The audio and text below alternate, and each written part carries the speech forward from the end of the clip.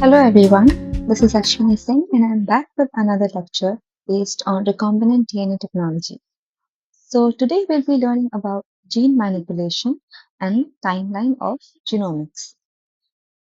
Let's begin with the introduction. Since the beginning of the last century, scientists have been trying to find out what genes were made of, how they work, and how they were transmitted from generation to generation. Genes were initially thought as hereditary units responsible for the appearance of particular biological characteristics, such as eye or hair color in human beings, but their physical properties were unclear. Until the 1940s, the genes were shown to be made of DNA, defined to be a length of DNA encoding a particular protein. Next, scientists wanted to find out the study of structure, behavior, and activity of genes in more detail. For this, simultaneous development of novel techniques for DNA analysis and manipulation were required. These developments began in early 1970s with the first experiments involving the creation and manipulation of recombinant DNA. Thus began the recombinant DNA revolution, where any artificially created DNA molecule brings together DNA sequences that are not usually found together in nature. Gene manipulation forms new combinations of heritable material by inserting nucleic acid molecules into any virus, bacterial plasmid, or other vector system so as to allow their incorporation into a host organism in which they do not naturally occur but in which they are capable of continued propagation.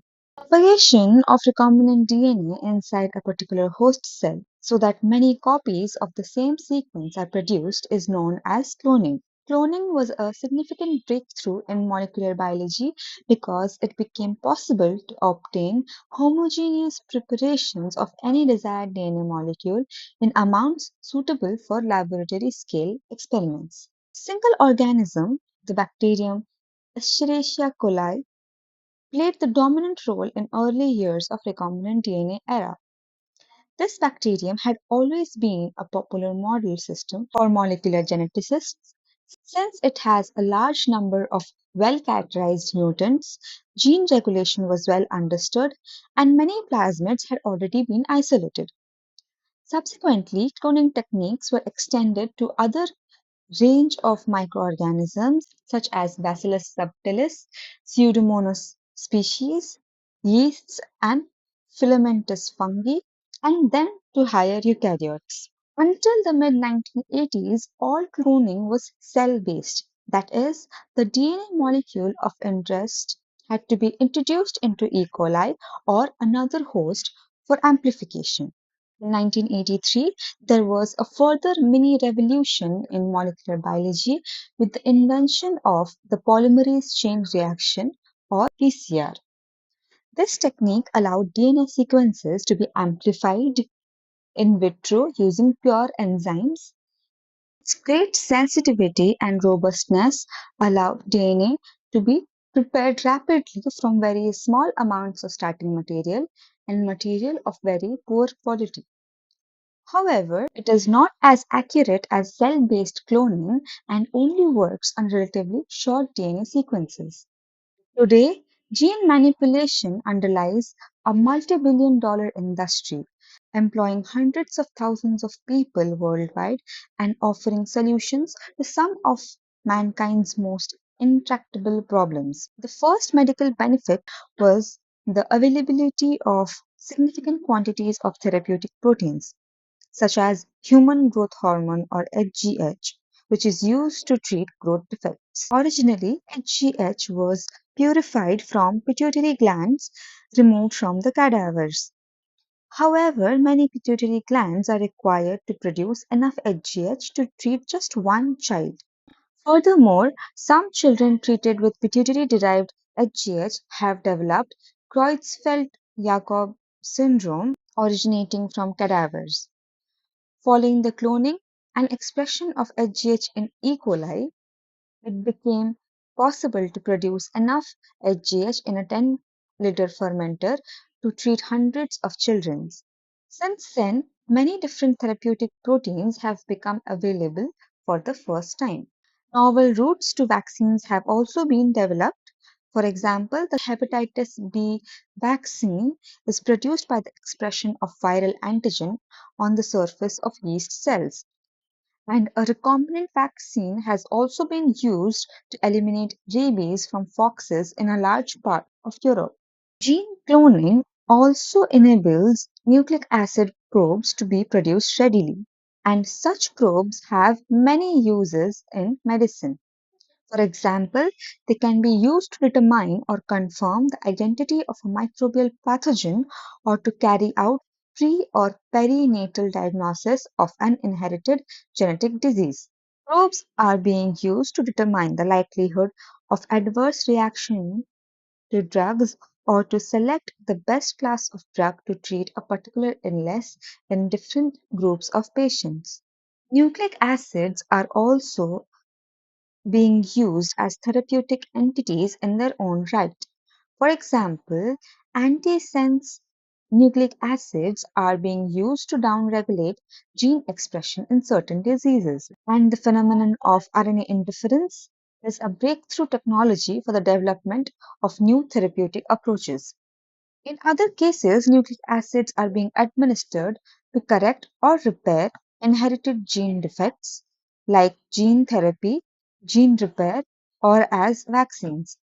Mapping and sequencing technologies form a crucial link between gene manipulation and genomics. The recombinant DNA revolution spawned new technologies for gene mapping, which is ordering genes on chromes, and DNA sequencing, which is determining the order of bases identified by the nucleotides A, C, G, and T along the DNA molecule. Within the gene itself, the order of bases determine the protein encoded by the gene by specifying the order of amino acids. Thus, DNA sequencing made it possible to work out the amino acid sequence of the encoded protein without direct analysis of protein itself. This was extremely useful because at the time DNA sequencing was first developed, only the most abundant proteins in the cell could be purified in sufficient quantities to facilitate direct analysis. Further, the elements surrounding the coding region of the gene were identified as control regions, specifying each gene's expression profile. As more sequence data accumulated, it became possible to identify common features in related genes, both in its coding and regulatory regions. This type of sequence analysis was greatly facilitated by the foundation of sequence database and the development of computer-aided techniques for sequence analysis and comparison. This field is called bioinformatics. Now, DNA molecules can be scanned quickly for a whole series of structural features, for example, restriction enzyme recognition sites, matches or overlaps with other sequences, start and stop signals for transcription and translation, and sequence repeats using programs available on the internet. The original goal of sequencing was to determine the precise order of nucleotides in a gene, but soon the goal became the sequence of a small genome. A genome is the complete content of genetic information in an organism, that is, all the genes and other sequences it contains. The first target was the genome of a small virus called phage X174. The discussion on human genome sequencing began in the mid 1980s. The large stretch of DNA that can be sequenced in a single pass is around 600 to 800 nucleotides, and the largest genome that has been sequenced in 1985 was that of the 172 kb Epstein-Barr virus. By comparison, the human genome is 3000 MB in size, which is over 17,000 times bigger. A strategy was agreed upon in which a map of human genome would be used as a scaffold to assemble the sequence. However, In 1985, there were not enough markers or point of reference on the human genome map to produce a physical scaffold on which to assemble the complete sequence. Genetic maps are based on recombination frequencies, and in model organisms, they are constructed by carrying out large scale crosses between different mutant strains. However, this approach cannot be used in human populations because it would involve setting up large scale meetings between people with different inherited diseases. Instead, human genetic maps rely on the analysis of DNA sequence polymorphisms, that is, naturally occurring DNA sequence differences in the population which do not have an overt debilitating effect. A major breakthrough was the development of methods for using DNA probes to identify polymorphic sequences. Prior to Human Genome Project, low-resolution genetic maps had been constructed using restriction fragment length polymorphisms or RFLPs. These are naturally occurring sequence variants that create or destroy sites for restriction enzyme and therefore generate different size bands on southern blots. The top panel shows two alternative alleles A and B, in which the restriction fragment detected by specific probe differs in length due to the presence or absence of the middle of three restriction sites. Alleles A and B therefore produce hybridizing bands of different sizes in the southern blots. This allows the alleles to be traced through a family pedigree. For example, this child has inherited two copies of allele A, one from each parent, while this child has inherited one copy of allele A and one copy of allele B. This is parent 1, this is parent 2. So, the southern blot is a technique for separating DNA fragments by size. The problem with RFLPs was that they were too few and too widely spaced to be of much use for constructing a framework for physical mapping. The necessary breakthrough came with the discovery of new polymorphic markers known as microsatellites in 1992. Microsatellites are sequence variants that cause restriction fragments or PCR products to differ in length due to number of copies of short tandem repeat sequence. Unlike RFLPs, multiple allelism is common for microsatellites. The top panel shows four alternative alleles in which the restriction fragment detected by specific probe differs in length due to variable number of tandem repeats. Here there are four repeats, here six, two, and three. All four alleles produce bands of different sizes on southern blots. Since it has the most number of tandem repeats, this has to be B, this has to be A, D, and C. This is parent 1, this is parent 2. Since this has multiple allelism, so precise inheritance pattern in a family pedigree can be tracked. For example, the mother and the father in the pedigree have alleles B and D and A and C respectively. The smaller DNA fragments move further during electrophoresis. The first child inherits allele B from his mother and A from his father.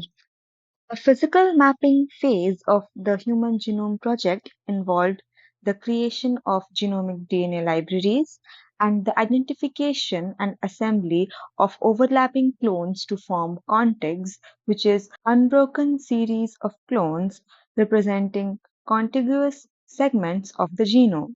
When the Human Genome Project was initiated, the highest capacity vectors available for cloning were plasmids with a maximum insert of 40 kb.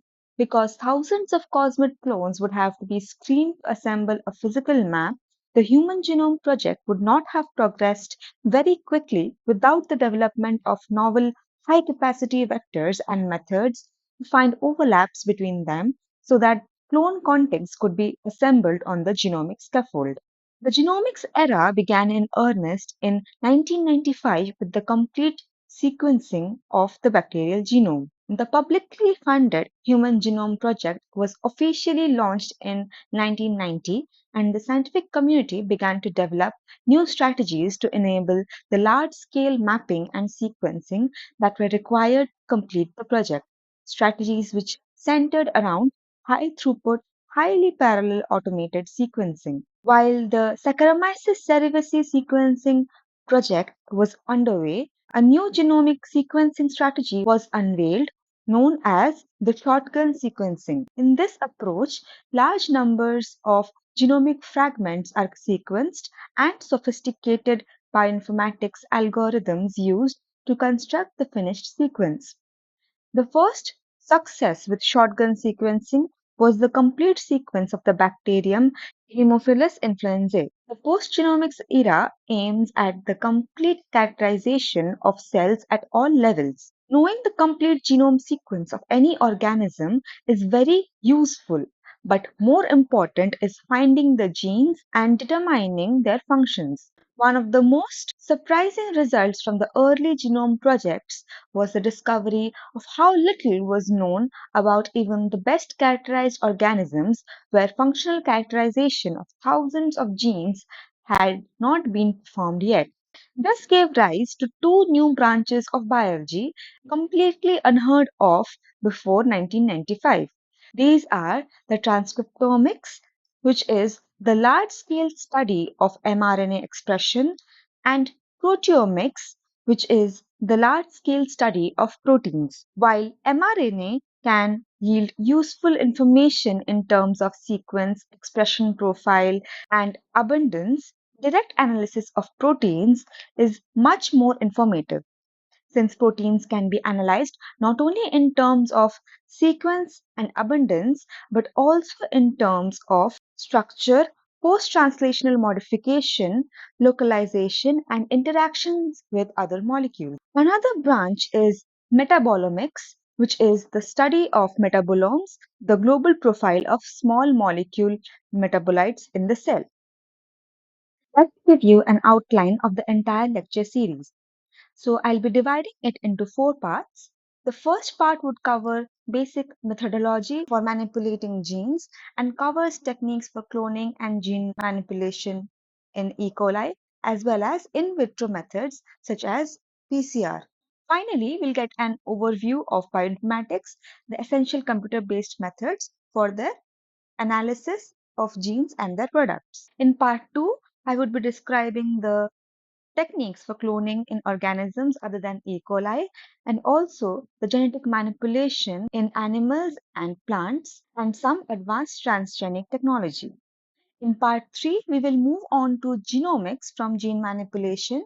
I'll be introducing genomics, mapping, and sequencing genomes. We would also be looking at comparative genomics and analysis of the transcriptome.